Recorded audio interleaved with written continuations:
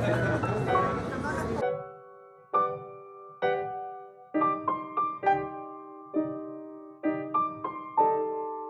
this is Channing. And this is Leah. And you've reached Vessel, Art is a Doorway. Welcome to episode 35.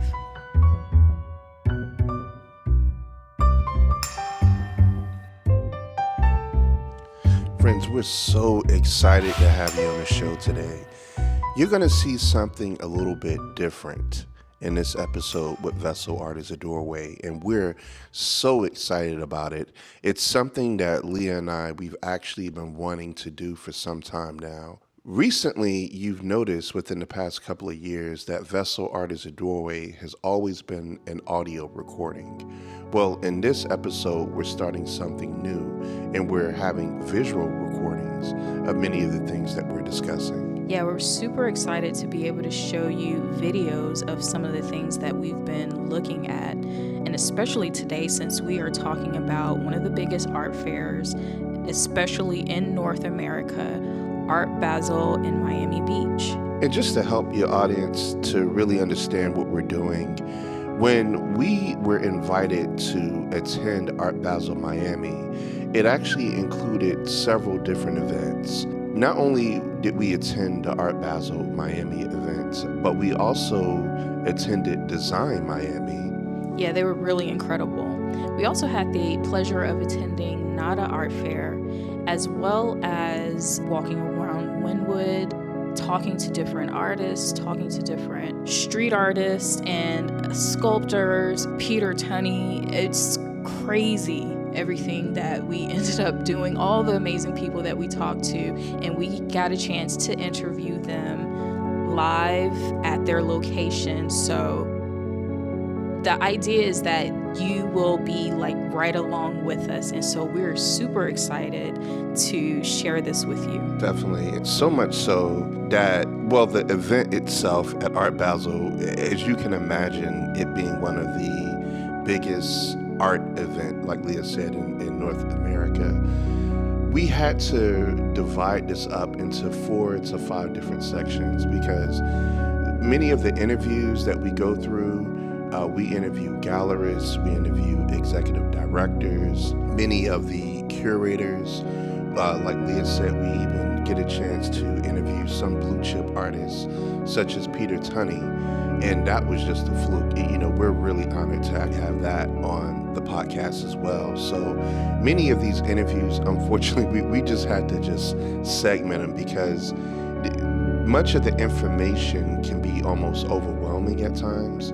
So we want to put it into a form where we can all be able to digest it. And so this is one of the first of many episodes that we're going to release, it being Art Basel 2022. So with that, we will be getting started right now. One of our first interviews is with Gallery Lelong Co. And with some of the interviews that we had, we were able to record the conversation live. And then some of the interviews, we had to have a conversation with them about some of the art pieces, and we'll be conveying that to you. Definitely. And one of the first sculptures that really stood out to me at Gallery Lelong Co. was one of Jaime Plensa's work. This work was entitled Carla, which he did back in 2020. And it was such a fascinating piece. Getting the opportunity to walk around this thing was just amazing because it kind of does this thing for you visually when you look at the work. When I got an opportunity to speak to the gallerist, he had mentioned that this was a sculptural work that was molded, and then later on, they poured a metal to create the texture of this particular sculpture. Yes, this piece is actually stainless steel, and it was beautiful that they even had other graphite drawings on paper that Jaime had made. The gallery mentions that one of the themes of Plensa's practice is the unification of individuals through connections of spirituality, the body, and collective memory. And we can definitely get that feeling from just being around this sculpture. And it's funny, like Channing mentioned, that it does something to your eyes. It really is like an optical illusion that your eyes are kind of correcting itself, and it makes you re-examine the space that you're in, and you realize that it's the sculpture that is creating this feeling of unsteadiness or surrealness. One of the next galleries we got a chance to visit was Stephen Friedman's. And inside of this gallery, we saw a number of different pieces. Here, you can see how even the audience is interacting with some of the fabric hanging on the wall. And obviously, we see a piece by Kahinde Wiley, which was extremely phenomenal seeing it in person. Yeah, there's even a piece by an artist named Denzil. And one of the things in his pieces that he is inspired by reggae music and dub and dance hall clubs. And it's really interesting because if you look at the composition of the piece, is very classical and it looks abstract. And so it's really interesting to see how he translates his experience into this beautiful painting with so much movement and color. In this next gallery, I was mesmerized from across the floor in the art fair by a piece by Gisela. It's this bulbous piece that juts out from the wall. It's kind of transparent, but it looks like there's these rainbows of metallic color from within and on the surface of it. You'll definitely be able to check it out if you're seeing this on YouTube. Yeah, one of the things that was interesting when we got a chance to speak to the curator was that Gisela's father is actually a scientist. So in her work, she always likes to emulate that relationship that she has with her father. And inside of her studio, she's created a number of different contraptions to create some of this beautiful work that we see here before us. Gisela even has created an industrial walk-in oven or gas chamber for some of these works. And what we're seeing here is this prismatic effect of 30 to 40 layers of blown acrylic. And with many of her innovative materials such as optical acrylics and high-tech technology, aerospace, carbon fiber, she uses it to create these living, lifelike qualities into these minimalistic forms. So now we're at the cabinet with Stephen Friedman again. Izumi's work has this feeling of otherworldliness to it.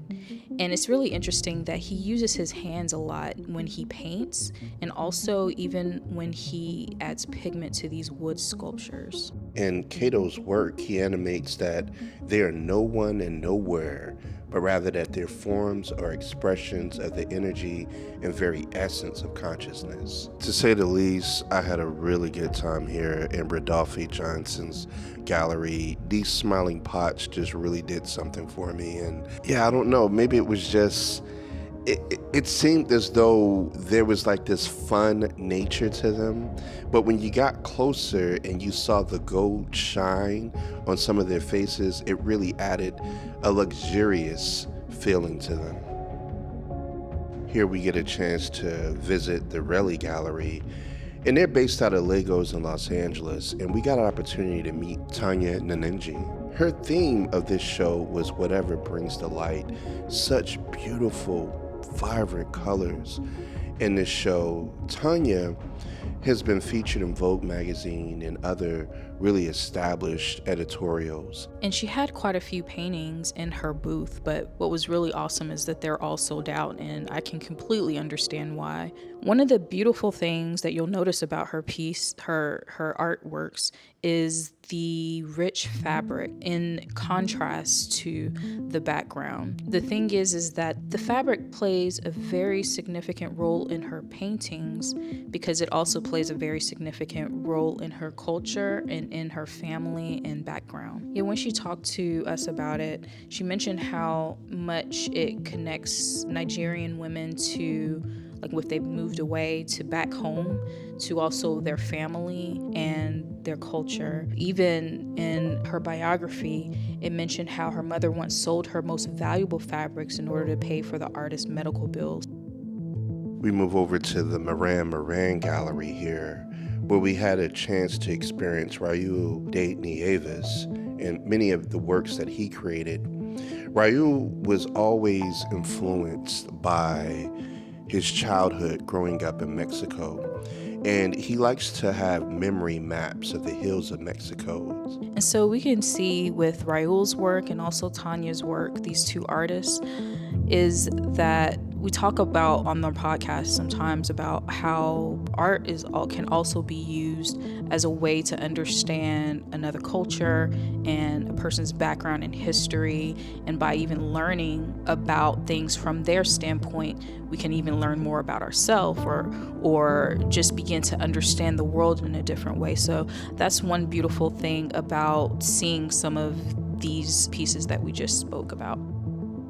At James Fuentes Gallery, we saw a number of different things. We saw some really established artists, like, for instance, Geoffrey Holder, show their work alongside Didier William even. Yeah, seeing Geoffrey's work here, knowing that he was born in the 30s versus Didier Williams' work, seeing that he's now being more of an established artist nowadays and is someone that's closely affiliated with our age bracket. Seeing them both in the same room together was pretty fascinating. Yeah, it's very interesting that both of these artists are Afro-Caribbean.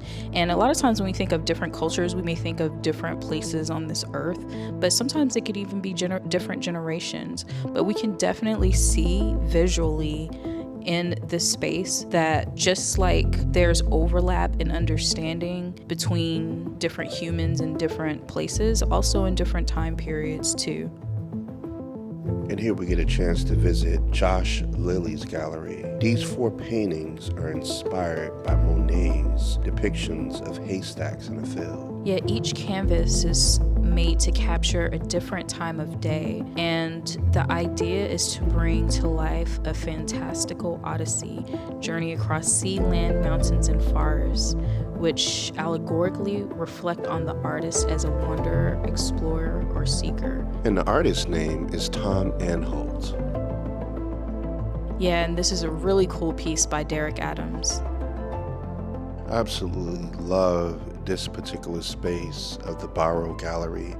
They're based out of Buenos Aires, but when I get a chance to see these huge pots created by Gabriel Chaile, infused with iron and adobe structure, they just took on a whole new meaning for me. Yeah, Gabriel, he likes to use humble materials like adobe and eggs, wood, to create objects and installations that combine the ancient traditions of his indigenous origin with socially current topics of today. And at the Peter Freeman Gallery, there was this amazing bronze mermaid by the artist Thomas Schute. In his work, he embraces good mistakes, and by embracing that, he embraces the potential meaning of that failure. Here at the Rana Hoffman Gallery, we see Martha Tuttle's work. I really am obsessed with the textile nature of her work. She uses these natural materials of wood, silk, and dye and works them by hand as an immaterial transfer of energy through her physical and meditative touch. Some pretty phenomenal work here of Ascanio MMM. And when we first walked in, one of the first questions I asked is, did this man have a history in architecture? And definitely he did. Like, you see these white art pieces on a white wall, but they're very interesting, and that is because of the mathematic principles and geometric configurations that he uses really play with that shadow. It's almost kind of like a meditation on using shadow as art, light and shadow as art, instead of what we typically think.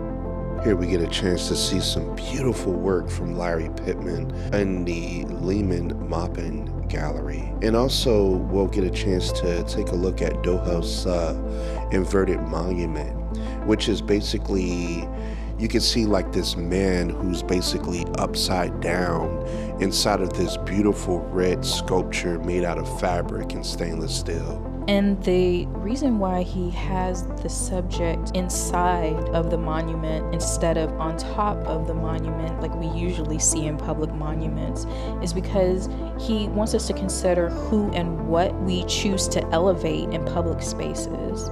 Really interesting how he takes that idea and literally puts it on its head. Inside of Kavi Gupta's gallery, we saw some beautiful work. First off, from the magnificent Tamakazu Matsuyama with some of his paintings, for instance, The Private Drawing, Any Time at All, Everything, and also Song for Someone Contrast.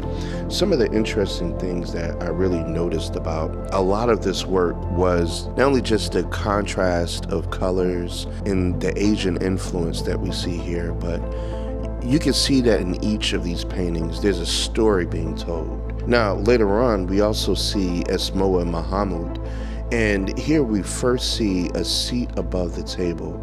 This thing could have been over 9 feet tall. It was just so beautiful.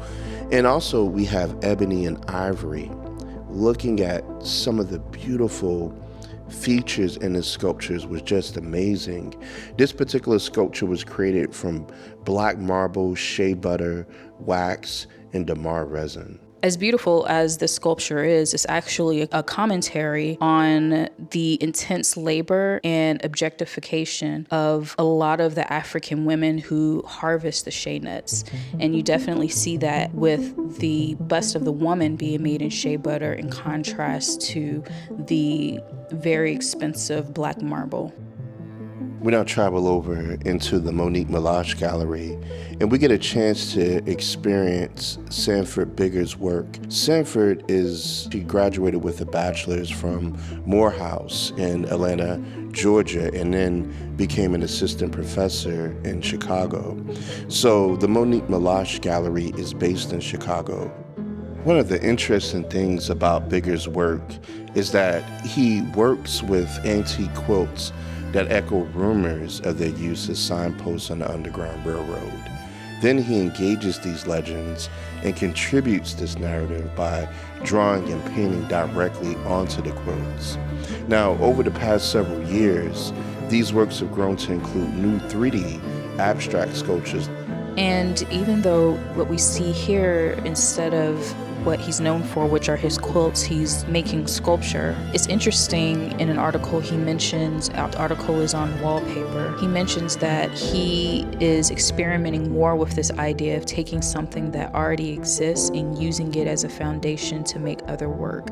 And in this situation, and with a lot of his sculptures recently, he's been taking ruins from places like Rome and then combining it with artifacts in his own collection, such as African mask.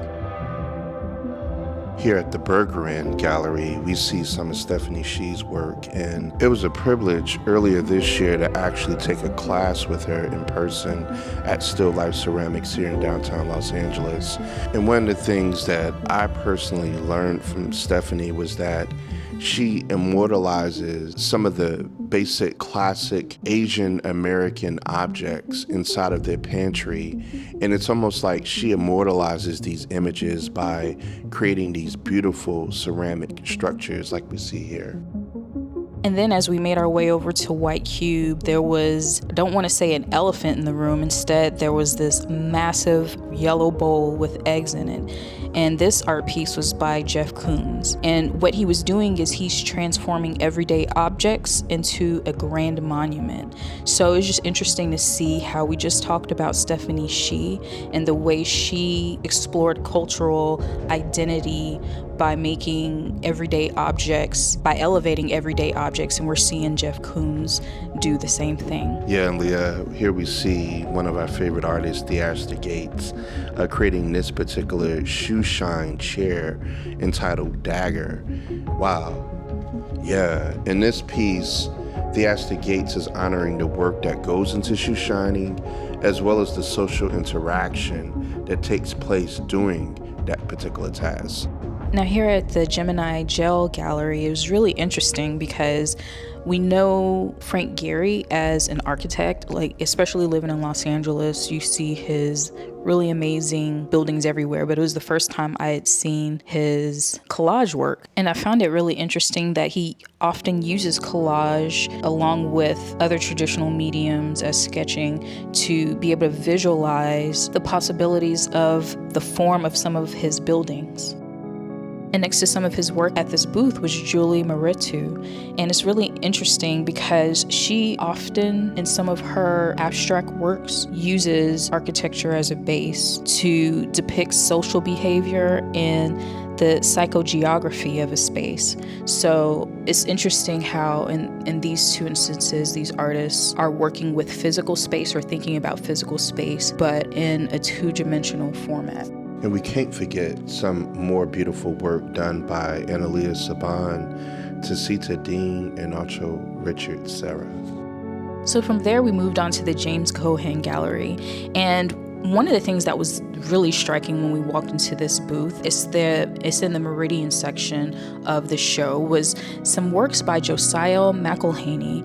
And it was really interesting because he had these beautiful clear glass blown vases, and inside these glass blown vases were other objects that were also glass blown.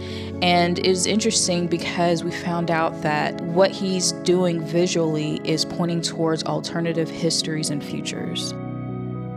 And later on, we see this beautiful painting created by Jesse Mockran, which reimagines Francisco Ferrini's 1632 painting, The Birth of Benjamin and the Death of Rachel. Now, in Ferrini's original painting that was done in 1632, there was an image of a male figure standing behind Rachel. But now, in Jesse's current painting that was done in 2022, if you notice in the image, most of the heads of the figures are cut off, so there's some ambiguity right here.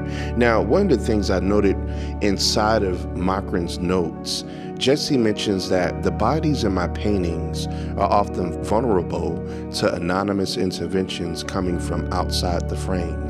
There's an ambiguity to the numerous hands that reach out to touch Rachel. Are they helping or are they hurting her? And I find that really interesting coming from a medical background. When we have a patient on the table handling a particular procedure, there's so many hands coming towards the person trying to assist during the procedure. So no doubt I can really identify with this painting. And from there, we went to Ida Lasante's gallery, where we saw these amazing sculptures by Oren Penassi. And it's interesting that he mentions that the way he approaches his sculptures, that he explores architecture that's designed to separate bodies and asks what these designs say about our desires and our fears. And he examines the relationship between the human figure, nature, and the built environment. Then later on, we traveled over to the Velmeter Gallery, which really are some of our neighbors here in the downtown Los Angeles area. And we got a chance to experience some of Genevieve Gaignard's work. Just phenomenal work. A little bit about her history. She comes from a multiracial family in America, which you can just imagine being born in 1981, having the experience of being identified with both cultures and the complex pull and tug that a person can have in this type of environment. But Genevieve's work was just really phenomenal, especially seeing it in person. The title of some of these pieces, And Still We Bloom, Black Girl Magic is Sometimes Blue.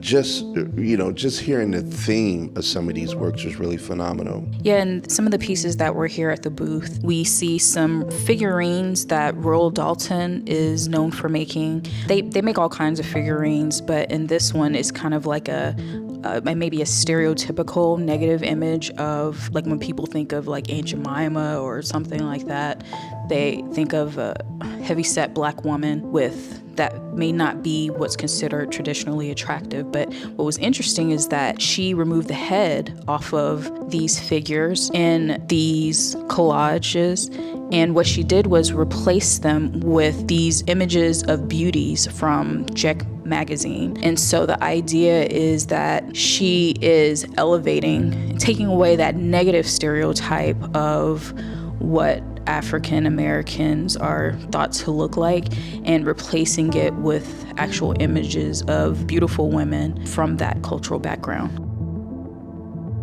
We went over to the Lyson Gallery and we saw some phenomenal work of Pedro Reyes here. Looking at this red Tuzentile structure was amazing. His work really echoes the pre-Columbian history in America.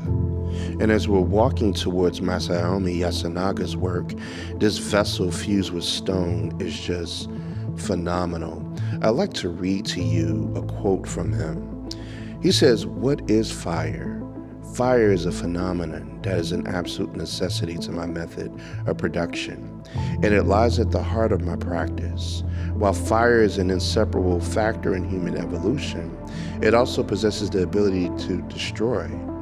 I experienced its terrifying might 4 years ago when a fire broke out in my studio and engulfed it in flames. How do I deal with these flames in my practice? How do I perceive fire? I think of the flames as a filter, and the kiln that controls the flame as a sort of time machine." And then we make our way over to Geoffrey Deitch's booth, and the theme of this year is goddesses.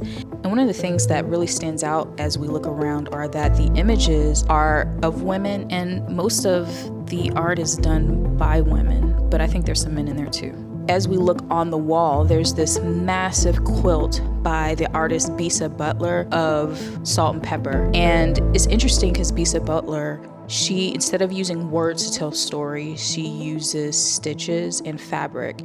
And in this quilt, we see the images of three ladies, which are clearly Salt and Pepper, with the lyrics to Schute stitched all behind them and through them in this quilt. And it's really vibrant. I think there's like metallic colors, and it's really a phenomenal piece. And from there's also so many other incredible pieces, and even one here by Swoon, which is one of my favorite street artists. Not very many of us female street artists out there, but she is known for her very intricate wheat paste art pieces that slowly deteriorate over time. We move over to the David Nolan Gallery, where we see some work from Jorinde Vogt, Mel Kendrick, and also Chakaya Booker. In these particular sculptures by Chakaya Booker, doing a little research on her, we find that she likes to slice, twist, and weave her medium into radically new forms and textures. And one of the interesting things about her is that she focuses on the experience of being Black in America. Her rubber tire works encompass various interwoven elements that are in conversation with each other. The very tones of the rubber parallels human diversity, while the tire treads draw upon African scarification and textile design. And we really found this interesting because all throughout Art Basel, Design Miami, Wynwood, and various other things, we saw that there were different voices being heard throughout many of these exhibits. And then we make our way over to the Nicodem Gallery, where we see these incredible hand-embroidered works by Tanya Peterson. And these works are based off of a collection of stories published in the early 20th century called Tales of the Malay Quarter by I.D. Duplessis. And it's interesting that the artist herself refers to Duplessis as a problematic apartheid scholar. So what she says is that she decided to retell these stories through her textiles. And what she does in these stories, in these visual stories that she tells, she uses the faces of her mother, her children, herself, and her husband. And she says at first the tales seem quite simple, but once you begin reading between the lines, it opens up a different world. It reveals stories of migration, of people who belong to a history which was alive and thriving long before colonialism. And here we find ourselves at the Gallery Templon. We see some beautiful sculptural works in bronze, paintings and collages that are done so magnificently. One of the things that they quote from is that this particular body of work is conceived as a poetic journey between the two shores of the Atlantic.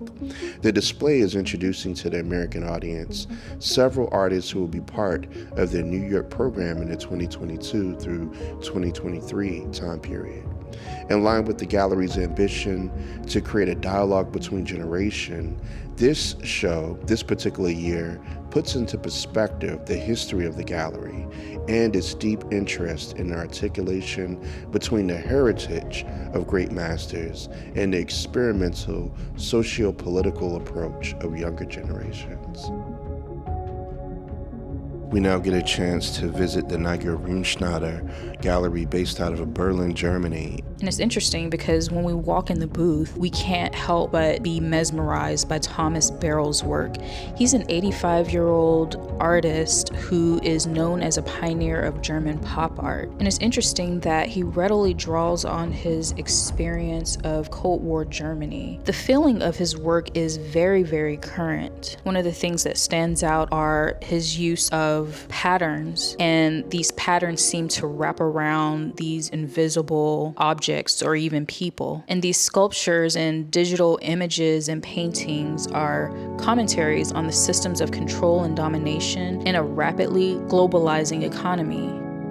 We now find ourselves at the Roberts Projects based out of La Brea in Los Angeles, California. And really, the Roberts Projects has always been at our heart ever since we moved to Los Angeles. We've always enjoyed going to shows there. One of the interesting things here at the Roberts Projects, when we looked at some of the artists that were featured versus maybe some years ago when we actually got an opportunity to visit Art Basel, is that the voices and sometimes the footprint of the artists and even the collectors has changed. And even myself, as I was walking around listening to art buyers ask about how much the particular paintings were, it was really interesting to see some of the faces, see some faces of people who may not have always had a voice back in the day. And it wasn't here at Roberts Projects, but we did talk to some other gallerists about how the sales were going, what did they notice this year versus other year when it comes to the artwork. But some of the commentary that we got is on the audience was one of the biggest significant differences from past years. And they said that they welcome the new faces, the diversity, the new buyers. And it was really interesting to see how they felt that the face of the art show and the art fair is starting to reflect a bit more of what the world is actually like. Now we work our way over to the Patricia Reddy K Gallery, and they're based out of Santiago, Chile. Now, when we got a chance to speak to the gallerist, it was really fascinating discussion that we had with them. We remembered about 4 or 5 years ago getting a chance to visit Santiago, Chile, and the experience that we had, not only with the food and the culture, but the artwork was amazing. And it was interesting to see these two particular Chilean artists at work. Yes, both artists have been working since 2020 on this joint project that's titled State in Transition. In both bodies of work, it's interesting because one is about people honoring and making tribute to the indigenous cultures from the Andes, and then the other really considers our environment and even the loss of natural heritage with climate change and how it affects the earth and nature all around us. So it's interesting how Josefina's work with the bronze that tackles nature and the three-dimensional papier-mâché collage portraits by Marcella together really draw an interesting picture of the correlation between migration, environment, and climate change. Yeah, I really love those works by Marcella Correa and Josefina Guerliasti. It really reminded me of our trip to Chile and the experiences that we had with our Chilean friends and even the Quechua-speaking individuals, but just everything alone. It was such a beautiful culture to experience.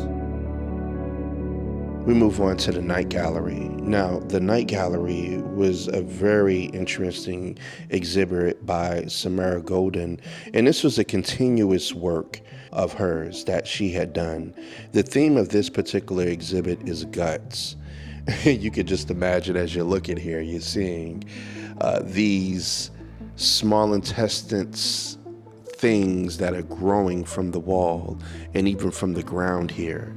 And it was so moving. Earlier, when we got a chance to visit Art Basel on a previous day, we were able to walk around and actually see some of these things. But towards the end of the gallery, the end of the exhibit, they actually had to rope things off because people were getting a little too close to some of these pieces of work. But the word guts in Samara's work itself connotes viscera, the inner matter unseen yet vital to our existence. But it's also a symbolic source, the wellspring of our intuition and the courage to act. So by turning our bodily insides out, Golden shows us the power in facing what could ultimately debilitate our capacity to act, then doing it anyway. It reminds me of the days when I used to work in fluoroscopy with some of the gastrointestinal doctors at the hospital, and some of the most beautiful images on an x-ray were the intestines and the small intestines, the large intestines, and I hate to say it, even the anus. When you see these images on a screen and you see how the body it's so beautiful. It's like an inner galaxy inside of itself. And sometimes as radiographers we would compete against one another to see if we could get some of these images to look even better than others. So this is one of the things that it really reminds me of. And then one of the really amazing pieces that we witnessed was a performance. There was a chair hanging from a ceiling and a woman in the chair. Her name, the artist, her name is Maria Jose Arjona. And it's interesting that Maria originally received dance training before devoting herself to performance art. This performance straddles the line between sculpture and performance, where there is a chair suspending horizontally from the ground, and she is in the chair, many times her arms reaching up to the ceiling, and the work revolves around concepts of objecthood, ephemeral aspects of experience, memory, archiving, while disclosing the body's critical role when addressing movement in a given space as a form of political choreography. Sometimes when people come to the fair, they wonder how one buys an art piece like this. And it's interesting that when one purchases an art piece like this, they get documentation with a certificate of authenticity that has instructions and construction plans for the chair and installation, along with photographic and video records of how to reenact this piece. So it's really interesting, this idea of performance art and concept art, and how when you purchase art, you can actually purchase an idea rather than always just a piece of, material. And we're now at the Nanzuka Underground exhibit. And in this exhibit, their theme is I Created. In this exhibition showcases the latest works of their various gallery artists from around the world, while focusing on key themes and ideas such as the will to create new value, even in the midst of our difficult times and social circumstances, and the energy to bring about changes for the better and drive things forward, as well as the power to imagine and create. And when we look at some of these sculptures, for instance, these robotic sculptures entrapped in glass, it really gives you the feeling of wanting to break out.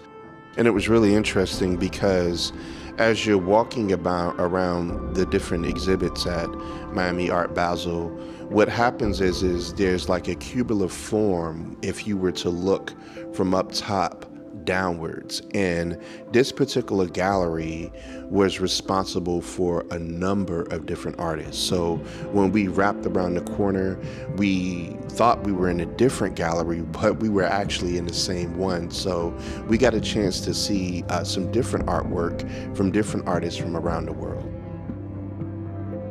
And now we've arrived to Marianne Boyski Gallery, and one of the really striking art pieces on the wall are a collection of these three-dimensional lips. And it's interesting, it comes from the artist Gina Beavers, and it's interesting that she's quoted as saying, "I'm making from the center of everything part of that comes from an extremely online life, the subject and the subjects that spring from it. So her paintings and installations are inspired by photos from social media and the internet, and it's really easily seen with even just in the composition of her work. Well, in this discussion with our interview with Larry Lee of the Residency Gallery, the Residency Gallery is directed by Rick Garzone. So let's listen into this interview with Larry Lee of the Residency Gallery.